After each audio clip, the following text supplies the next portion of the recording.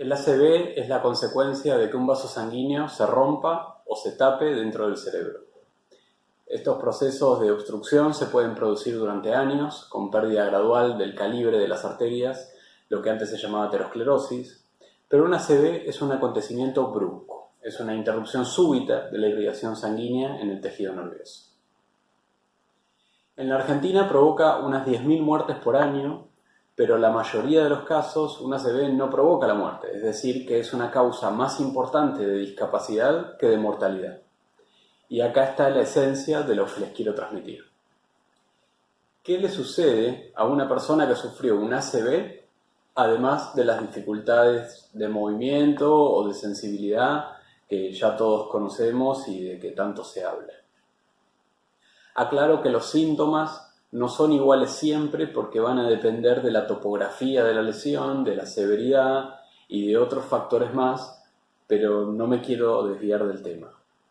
Los síntomas tienen mucho que ver con la personalidad previa, con el temperamento de la persona, con la contención vincular que recibe, con los factores predisponentes como por ejemplo estrés crónico de toda la vida, de muchos años, depresión, etc. La cronología típica de la repercusión afectiva luego del ACV sería más o menos la siguiente. Primero, hay una etapa aguda de sorpresa y desconcierto que suele durar aproximadamente un mes.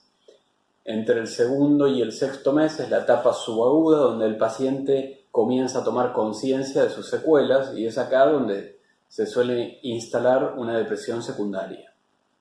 Después del sexto mes viene la cronicidad. El paciente vivencia cambio de roles, funciones dentro del hogar que antes tenía y que ahora le dicen no, deja que lo hago yo, vos no hagas nada, o como hace las cosas más lento o comete errores, le suplantan la función y eso hace que el paciente se quede sin estímulo para rehabilitarse, no solamente a nivel motor, sino también a nivel cognitivo.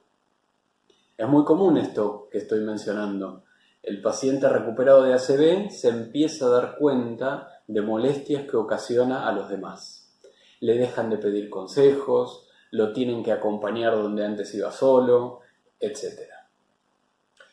¿Qué es la depresión secundaria?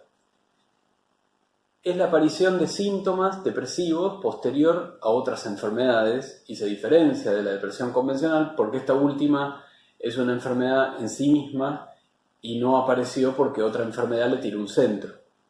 Las depresiones secundarias son más difíciles de distinguir porque siempre esperamos desánimo posterior a algo que no nos gusta y nos trae limitaciones. Pero sin embargo hay que estar alertas al tenor de esos síntomas. Uno puede ver a veces en la sutileza, por ejemplo en un paciente que no tiene una actitud proactiva para su recuperación o ante un llanto frente a estímulos que muchas veces son sin relevancia. Se van a preguntar por qué elijo dar esta mirada en el Día Mundial del ACV. Porque típicamente suele circular información sobre cómo prevenir esto y pocas veces sobre cómo lidiar con las consecuencias del paciente que lo tuvo el año pasado. La depresión secundaria, puntualmente, afecta la rehabilitación y la convivencia. Es mandatorio que si aparece reciba tratamiento específico.